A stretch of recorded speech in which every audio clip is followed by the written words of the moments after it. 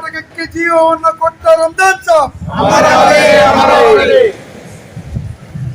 ಗೋಕಾಕ್ ಚಳವಳಿಯಲ್ಲಿ ಅಮಾನತ ಮಾಡಿದ रहमान खान।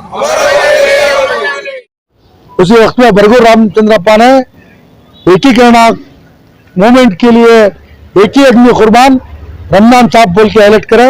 हमें हमारी पूरी टीम मजीद मोहम्मद रैयत की टीम बल्लारी को जाके उधर एक फंक्शन करके कर्नाटक भर में 67वें कन्नड़ राज्योत्सव की धूम। बेंगलुरु के मत्तीकेरे में रमजान साहब और रहमान खान को पेश की गई खिराज अकीदत। अखिल कर्नाटक मोहम्मदियर कन्नड़ा वेदिके ने मनाया जश्न। कन्नड़ कट्टालू समीउल्लाह खान की सदारत में मस्जिद ताहा के दामन में मुनक्कद हुई कन्नड़ राज्योत्सव की तकरीब।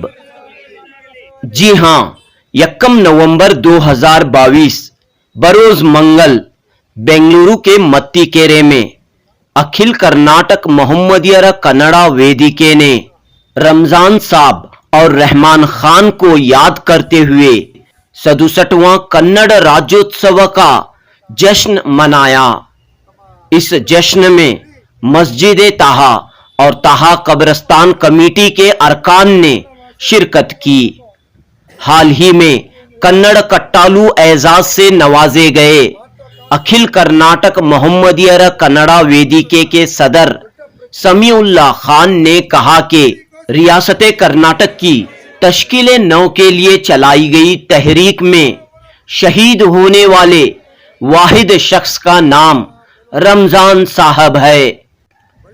इसी तरह गोकाक तहरीक में मरते दम तक भूख हड़ताल का आगाज करने वाले शख्स का नाम रहमान खान है।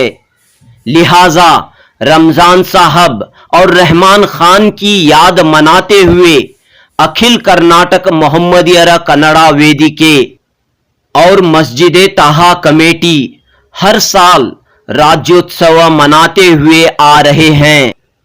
मस्जिद ताहा कमेटी के सेक्रेटरी और अखिल कर्नाटक मोहम्मदियर कन्नड़ा वेदिके के नायब सदर शाहजहां ने कहा कि कर्नाटक और कन्नड़ जबान की तरक्की के लिए मुसलमानों ने अहम रोल अदा किया है। मौजूदा दौर में भी मुसलमान कन्नड़ जबान के फरोग में बढ़ चढ़कर हिस्सा लें। कन्नड़ राज्योत्सव के इस जश्न में सागर समीउल्लाह, जाकिर, अमीर, रफीक, राहिल, नवाज, अकरम, बाबू, दस्तगीर, मोहम्मद फखरुद्दीन और दीगर ने शिरकत की। पेश है जुनूबी न्यूज की रिपोर्ट। आज कन्नड़ राज्योत्सव मनाया जा रहा है, सबसे पहले आपको मुबारकबाद। शुक्रिया। कौन से सरकार रमजान साहब कौन थे, रहमान खान कौन थे? रमजान साहब, पहलवान रमजान साहब, कर्नाटक एकीकरण का जो मूवमेंट हुआ, कर्नाटक जो हमें आज 7% राज्योत्सव का जो ईद मना रहे हैं, उसमें रमजान साहब का पूरी जिंदगी बलिदान हुआ, शहीद हुए। 1953 में जो मूवमेंट चला, जो 56 में हमने मिला, उसके आगे जो विजयोत्सव करने के लिए बल्लारी में जो शामियाना डाले थे, वो शामियाना देख लेने के लिए ये पहलवान साहब को एक जिम्मेदारी दिए थे। तब उसी वक्त में बल्लारी आंध्रा को जमुना और बोल को जो एक टीम थी, वो जालिमों ने रमजान साहब को बीच रात को बल्ब में एसिड डालकर उनको मारा गया। लेकिन ये हिस्ट्री को चंद्रसप्पा सीनियर एडवोकेट एंड जर्नलिस्ट उन्होंने डॉक्यूमेंट किया। वो छोड़ के एकीकरण को आलूर वेंकटरप्पा, रायप्पा, कन्नड़ा के लिटरेचर पूरे मूवमेंट में पूरे लोग इन्वॉल्व थे, लेकिन कुर्बानी एक ही आदमी की हुई, रमजान साहब की हुई।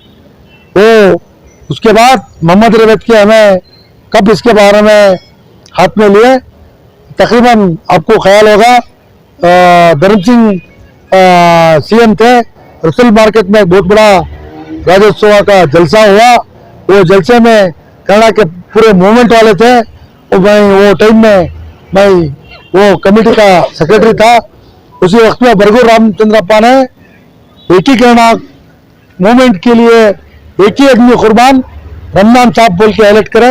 हमें हमारी पूरी टीम मजीता मोहम्मद रेवती की टीम बल्लारी को जाके उधर एक फंक्शन करके उधर वहां से हमें शुरुआत करे।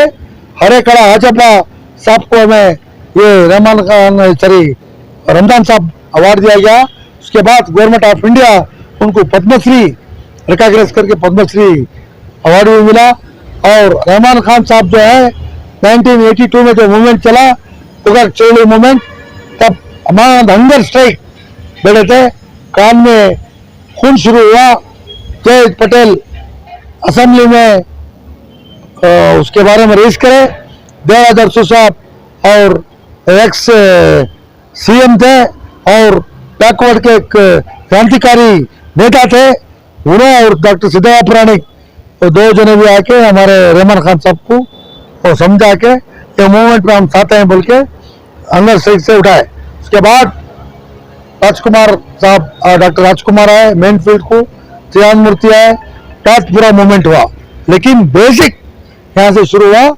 विधानसभा के सामने गोपाल गौड़ा रुकता है, पहले एक पार्क था, पीएल के एम्प्लॉयज कन्नड़ संघ वालों ने कन्नड़ गुड़सुली बताल के उधर मूवमेंट शुरू हुआ। तो इसके जो अंगरक्षक जो बड़े थे रहमान खान और एक मामूली एक आदमी डॉक्टर सुदामा बोल के, ये दो लोग बड़े थे। इतिहास है और उसके बारे में बुक्स भी है।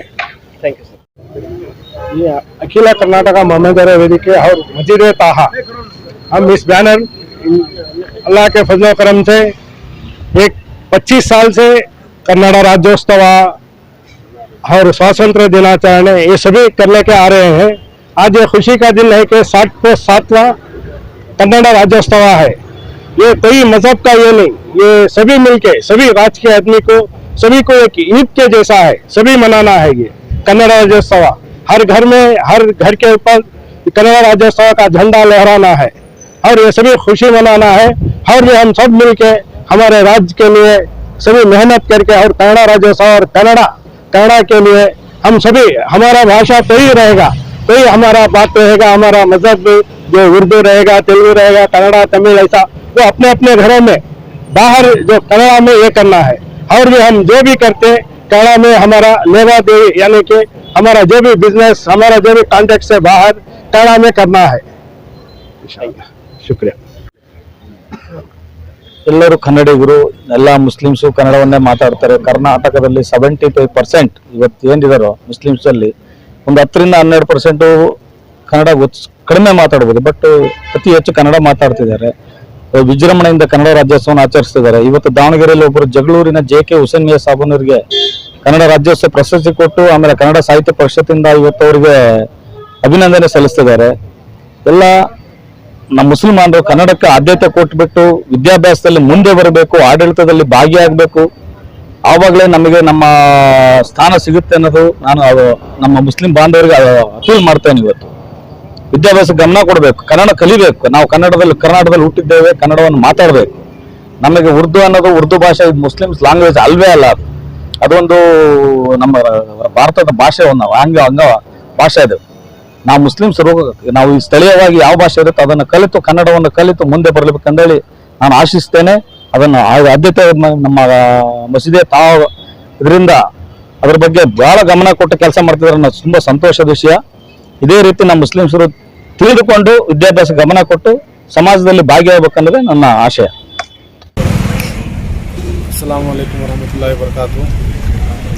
ಎಲ್ಲರಿಗೆ ಸಮಸ್ತ ಕನ್ನಡಿಗರಿಗೆ ನಾನು ಈ ರಾಜ್ಯೋತ್ಸವ 67ನೇ ರಾಜ್ಯೋತ್ಸವದ ಶುಭಾಶಯಗಳನ್ನು ನೀಡುತ್ತೇನೆ. ನಾನು ಒಂದು ಮಜಿಯತಃ ಹಾಗೂ ಅಖಿಲ ಕರ್ನಾಟಕ ಮೊಹಮ್ಮದಿರ ಕನ್ನಡ ವೇದಿಕೆಯಿಂದ ಈ ಚಿಕ್ಕದಾದ ಮತ್ತು ಚೊಕ್ಕದಾದ ಏನು ಕಾರ್ಯಕ್ರಮವನ್ನು ಆಯೋಜಿಸಲಾಗಿದೆ. ಆ ಕಾರ್ಯಕ್ರಮಕ್ಕೆ ಬಂದಿರುವ ಎಲ್ಲ ಸ್ನೇಹಿತರಿಗೆ ಕನ್ನಡ ರಾಜ್ಯೋತ್ಸವದ ಶುಭಾಶಯಗಳನ್ನು ನೀಡುತ್ತೇನೆ. ಹಾಗೂ ನಮ್ಮ ಮಸೀದತಃ ಹಾಗೂ ಅಖಿಲ ಕರ್ನಾಟಕ ಮೊಹಮ್ಮದಿರ ಕನ್ನಡ ವೇದಿಕೆಯ ಅಧ್ಯಕ್ಷರಾದ ಸಮೀವುಲ್ಲಾ ಖಾನ್ ಅವರಿಗೆ ಮೊನ್ನೆ ಭಾನುವಾರ ದಿವಸ ಕನ್ನಡ ಸಂಘರ್ಷ ಸಮಿತಿಯಿಂದ ಕನ್ನಡ ಕಟ್ಟಾಳು ಎಂಬ ಒಂದು ಪ್ರಶಸ್ತಿ ಅವರಿಗೆ ನೀಡಲಾಯಿತು. ಆ ಪ್ರಶಸ್ತಿಯು ಬರೀ ಅವರಿಗೆ ಅಲ್ಲ, ನಮ್ಮೆಲ್ಲರಿಗೂ ಅದು ಒಂದು ಬೆನ್ನು ತಟ್ಟುವ ವಿಷಯವಾಗಿದೆ. ನಾನು ಕನ್ನಡ ಸಂಘರ್ಷ ಸಮಿತಿ ಹಾಗೂ ಅವರ ಮೆಂಬರ್ಸ್ ಪದಾಧಿಕಾರಿಗಳಿಗೆ ನಮ್ಮ ಮಸೀದಹ ಮತ್ತು ನಮ್ಮ ಸಮುದಾಯದಿಂದ ನಾನು ತುಂಬ ಅವರಿಗೆ ಕೃತಜ್ಞತೆಯನ್ನು ನೀಡಲು ಬಯಸುತ್ತೇನೆ. ಯಾಕಂದರೆ ಅವರು ಆ ಥರ ಕಟ್ಟಾಳು ಎಂಬ ಪ್ರಶಸ್ತಿ ನಮ್ಮ ಅಧ್ಯಕ್ಷರಿಗೆ ಅವರು ಗುರುತಿಸಿ ಕೊಟ್ಟಿದ್ದರಿಂದ ನಾನು ಅವರಿಗೆ ಮನದಾಳದ ಶುಭಾಶಯಗಳನ್ನು ಹಾಗೂ ಅಭಿನಂದನೆಗಳನ್ನು ಸಲ್ಲಿಸುತ್ತೇನೆ. ಧನ್ಯವಾದ. Thank you. ಏಕೀಕರಣ ಚಳುವಳಿಗೆ ತುಂಬ ದೊಡ್ಡ ಇತಿಹಾಸ ಇದೆ. ಕನ್ನಡ ಭಾಷೆ ಮತ್ತು ಭೂಗೋಳಗಳನ್ನು ಒಂದಾಗಿಸುವ ಚರಿತ್ರೆಯನ್ನು ಏಕೀಕರಣ ಚಳುವಳಿಯಲ್ಲಿ ಕಾಣಬಹುದಾಗಿದೆ. ಮಹತ್ವಾಕಾಂಕ್ಷೆಯ ಆದರ್ಶ ಹೊತ್ತುಕೊಂಡಿರುವ ಈ ಆಂದೋಲನ ದೊಡ್ಡ ಪ್ರಕ್ರಿಯೆಯಾಗಿ ಕನ್ನಡ ಪ್ರಜ್ಞೆಯ ಆದರೆ ಒಬ್ಬ ಶ್ರೀ ಸಾಮಾನ್ಯ ಒಬ್ಬ ಏನು ನಮ್ಮ ಹಾಸಿಗೆಗಳನ್ನು ಒಲಿಯುವಂಥ ಒಬ್ಬ ಪೈಲ್ವಾನ್ ಶ್ರೀ ಸಾಮಾನ್ಯ ಈ ನಾಡಿಗೆ ಈ ಏಕೀಕರಣ ಹೋರಾಟಕ್ಕೆ ಬಲಿಯಾಗಿರುವಂಥ ಇತಿಹಾಸ. ಆ ಇತಿಹಾಸ ಈ ಕಿತ್ತಳೆ ಅಲ್ಲಿನ ಹರೇಕಳ ಹಾಜಪ್ಪ ಅವರಿಗೆ ಕೃತಜ್ಞತೆ ಕೊಟ್ಟು ಅವರು ನಾಡ ಕಟ್ಟುವಂಥ ಕೆಲಸ ಮೊಮ್ಮದಿಗೆ ಮತ್ತು ಬರ್ತಾರೆ. ಶ್ರೀ ಸಾಮಾನ್ಯರು ಈ ನಾಡಿಗೆ ಕೊಡುಗೆಯನ್ನು ಕೊಟ್ಟಿದ್ದಾರೆ. ಈ ನಾಡಿಗೆ ಎಲ್ಲ ವರ್ಗದ ಜನರ ಕಷ್ಟ ದೇವರು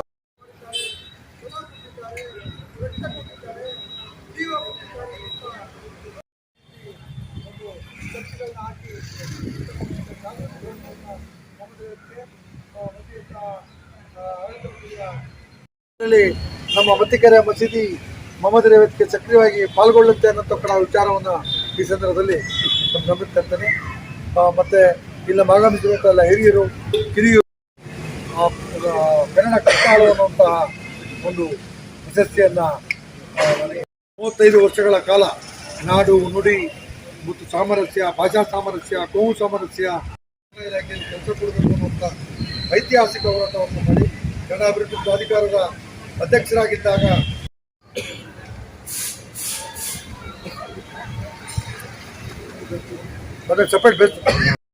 ಕಾರ್ಯಕ್ರಮಕ್ಕೆ ಆಗಮಿಸಿರುವ ತಮ್ಮೆಲ್ಲರಿಗೂ ಅಖಿಲ ಕರ್ನಾಟಕ ಮಹೋದಯ ವೇದಿಕೆ ಮತ್ತು ಮಸೀದತಾಹ ಪರವಾಗಿ ಎಲ್ಲರಿಗೂ ಸ್ವಾಗತವನ್ನು ಕೋರುತ್ತೇನೆ. ಈ ಕಾರ್ಯಕ್ರಮದಲ್ಲಿ ಭಾಗವಹಿಸಿರುವ ಆ ಪೆಂಡಾಲ್ ಕಾಯಲಿಕ್ಕೆ ರಂಜಾನ್ ಸಾಬ್ ಅವರು ಕಾಯಕವನ್ನು ಬಿಟ್ಟಿರ್ತಾರೆ. ಇವರು ಮೂಲತಃ ಪೈಲ್ವಾನ್ ಅವರು. ಸೊ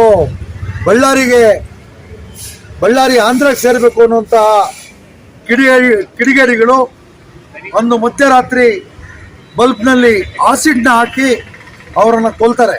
ಕೊನೆಯವರೆಗೂ ಹೋರಾಟವನ್ನು ಮಾಡಿ ಇಡೀ ಸುಮಾರು ಸಾಹಿತಿಗಳು, ಜಾಫರ್ ಶರೀಫ್ ಅವರಂತ ಎಲ್ಲರೂ ಪಾಲ್ಗೊಂಡಿದ್ದಾರೆ ಚಳವಳಿಯಲ್ಲಿ. ಆದರೆ ತನ್ನ ಪ್ರಾಣವನ್ನು ತ್ಯಾಗ ಮಾಡಿದಂಥ ಏಕೈಕ ಕನ್ನಡಿಗ ರಂಜಾನ್ ಸಾಬ್. ಅವರು ಶ್ರೀಮಂತರಾಗಿರಲಿಲ್ಲ, ಹಾಸಿಗೆಗಳನ್ನು ಹೊಲಿಯುವಂಥ ವೃತ್ತಿಯವರು. ಅಂಥ ಇದರಿಂದ ಬಂದವರು. ಅವರನ್ನ ಇಡೀ ಸಮಾಜ ಮರ್ತಿತ್ತು, ರಾಜ್ಯ ಮರ್ತಿತ್ತು. ಆ ಸಂದರ್ಭದಲ್ಲಿ ಪ್ರೊಫೆಸರ್ ಬರಗೂರು ರಾಮಚಂದ್ರಪ್ಪನವರು ಕುಶಲ್ ಮಾರ್ಕೆಟ್ ಚೌಕದಲ್ಲಿ ಬೃಹತ್ತಾದ ರಾಜ್ಯೋತ್ಸವ ಕಾರ್ಯಕ್ರಮ ಸಮಾರಂಭದ ಒಂದರಲ್ಲಿ ಕರ್ನಾಟಕದ ಏಕೈಕ ಹುತಾತ್ಮ ರಂಜಾನ್ ಸಾಬ್ ಅಂತೇಳಿ ಉಲ್ಲೇಖ ಮಾಡಿದಾಗ ನಾವು ಮೊಹಮ್ಮದ್ ರೇವತ್ಗೆ ನಮ್ಮ ಮತ್ತಿಕೆರೆ ಮಸೀದ್ ದಿವಂಗತ ಅಧ್ಯಕ್ಷರುಗಳನ್ನ ನಾನು ನೆನೆಸ್ಕೋಬೇಕು. ಹುಮಾಯೂನ್ ಸಾಬ್ ಮತ್ತು ನಮ್ಮ ಅಸ್ತುದ್ದೀನ್ ಅವರ ಸಹಕಾರದಿಂದ, ಎಲ್ಲರ ಸಹಕಾರದಿಂದ, ಶಾಜಾನ್ ಸಾಗರು, ನಮ್ಮ ಪಾಶ್ವಾತು ಎಲ್ಲ ಇಡೀ ತಂಡ ಅಂದಿನ ಮಾಜಿ ಸಚಿವರನ್ನು ಕರ್ಕೊಂಡು ನಾವು ಟ್ರೈನಲ್ಲಿ ಹೋದ್ವಿ. ಕಾರ್ಯಕ್ರಮ ಮಾಡಿದ ನಂತರ ರಾಜ್ಯ ವ್ಯಾಪ್ತಿ ಅದರ ಬಗ್ಗೆ ಜಾಗೃತಿ ಆಯಿತು. ಕನ್ನಡ ಅಭಿವೃದ್ಧಿ ಪ್ರಾಧಿಕಾರ ಅದನ್ನು ಮುಖ್ಯಮಂತ್ರಿ ಚಂದ್ರು ಅಧ್ಯಕ್ಷರಾಗಿದ್ದಾಗ ದಾಖಲೆ ಮಾಡಿದ್ರು. ಕರ್ನಾಟಕ ರಕ್ಷಣಾ ವೇದಿಕೆ ಅಂತವರು ವೇದಿಕೆಗಳ ಹೆಸರು ಮಾಡೋಕ್ಕೆ ಸ್ಟಾರ್ಟ್ ಮಾಡಿದ್ರು. ಅದಕ್ಕೆ ಒಂದು ರೂಪ ಬಂತು. ದೊಡ್ಡವರ ಹೆಸರುಗಳು ದಾಖಲೆ ಆಗ್ತವೆ, ಆದರೆ ಏನು ಶ್ರಮಿಕ ವರ್ಗದ, ಬಡವರ್ಗದ, ಮಧ್ಯಮ ವರ್ಗದವ್ರನ್ನ ಇದು ಮಾಡೋ ಸಮಾಜದಲ್ಲಿ ಆ ಕೊರತೆ ಇದೆ. ಆದರೆ ಈ ಸಂದರ್ಭದಲ್ಲಿ ನಾವು ಬೆಳಕಿಗೆ ತಂದ ಕಾರಣ ಇವತ್ತು ಇಡೀ ರಾಜ್ಯದಲ್ಲಿ ರಂಜಾನ್ ಸಾಹೇಬ್ನ ಸ್ಮರಿಸಿಕೊಳ್ಳುವಂಥ ಕಾರ್ಯಕ್ರಮ ಆಗ್ತಾ ಇದೆ. ನಾವು ಈ ಸಂದರ್ಭದಲ್ಲಿ ರಾಜ್ಯ ಸರ್ಕಾರಕ್ಕೆ ಮನವಿಯನ್ನು ಮಾಡ್ಕೊಳ್ತೇವೆ. ಈ ಕರ್ನಾಟಕಕ್ಕೆ ಇತಿಹಾಸ ಇದೆ. ಕೋಚ್ ಬಸಪ್ಪ ಅವರು ದಾಖಲೆಯನ್ನು ಮಾಡಿದ್ದಾರೆ ನಮ್ಮ ರಂಜಾನ್ ಸಾಹೇಬ್ ಬಗ್ಗೆ. ನಾನು ಕನ್ನಡ ಸಂಸ್ಕೃತಿ ಇಲಾಖೆ ಸಚಿವರು ಮತ್ತು ಕರ್ನಾಟಕ ಸರ್ಕಾರದಲ್ಲಿ ಕೇಳ್ಕೊಳ್ತಾ ಇದ್ದೇನೆ, ರಂಜಾನ್ ಸಾಹೇಬ್ ಹೆಸರಿನಲ್ಲಿ ಒಂದು ರಾಜ್ಯೋತ್ಸವ ಪ್ರಶಸ್ತಿಯನ್ನು ಮಾಡಬೇಕು. ಬೇರೆ ಬೇರೆ ಹೆಸರು ಮಾಡಿದ್ದೀರಿ, ನಾವು ಕಾಂಟ್ರವರ್ಸಿ ಹೆಸರುಗಳು ಹೇಳ್ತಾ ಇಲ್ಲ. ಈ ನಾಡಿಗೆ ತ್ಯಾಗ ಮಾಡಿದಂಥ, ಪ್ರಾಣ ಕೊಟ್ಟಂತ ರಂಜಾನ್ ಸಾಹೇಬ್ ಹೆಸರಿನಲ್ಲಿ ಒಂದು ಪ್ರಶಸ್ತಿಯನ್ನು ಮಾಡಬೇಕು. ಕನ್ನಡದ ಹೋರಾಟಗಾರರಿಗೆ ಆ ಪ್ರಶಸ್ತಿಯನ್ನು ನೀಡಬೇಕು ಅಂತೇಳಿ ಈ ಸಂದರ್ಭದಲ್ಲಿ ನನ್ನ ಒತ್ತಾಯ ಆಗಿದೆ. ಈ ನಿಟ್ಟಿನಲ್ಲಿ ಮುಖ್ಯಮಂತ್ರಿಗಳಿಗೆ ಪತ್ರವನ್ನು ಬರೆದು ನಿಯೋಗವನ್ನು ಹೋಗುವಂಥ ಕಾರ್ಯಕ್ರಮ ಕೂಡ ಇತ್ತೀಚಿನ ಕೆಲವೇ ದಿನಗಳಲ್ಲಿ ಹಮ್ಮಿಕೊಳ್ತೇವೆ ಅಂತ ಹೇಳ್ತಾ, ಕರ್ನಾಟಕದ ಏಕೀಕರಣವಾದ ರಂಜಾನ್ ಸಾಹೇಬ್, ಕರ್ನಾಟಕಕ್ಕೆ ಜೀವವನ್ನು ಕೊಟ್ಟ ರಂಜಾನ್ ಸಾಹೇಬ್, ಗೋಕಾಕ್ ಚಳವಳಿಯಲ್ಲಿ ಅಮಾನತ ಮಾಡಿದ ರೆಹಮಾನ್ ಖಾನ್, ಕರ್ನಾಟಕದ ಏಕೀಕರಣಕ್ಕೆ ಹುತಾತ್ಮವಾದ ಏಕೈಕ ಕನ್ನಡಿಗ ರಂಜಾನ್ ಸಾಹೇಬ್, ಏಕೈಕ ಹುತಾತ್ಮ ರಂಜಾನ್ ಸಾಹೇಬ್, ಕರ್ನಾಟಕಕ್ಕೆ ತನ್ನ ಜೀವವನ್ನು ಬಲಿ ಕೊಟ್ಟ ರಂಜಾನ್ ಸಾಹೇಬ್, ಕರ್ನಾಟಕಕ್ಕೆ ತಮ್ಮ ಜೀವವನ್ನು ಬಲಿ ಕೊಟ್ಟ ತ್ಯಾಗ ಮಾಡಿದ ಹುತಾತ್ಮ ರಂಜಾನ್ ಸಾಹೇಬ್.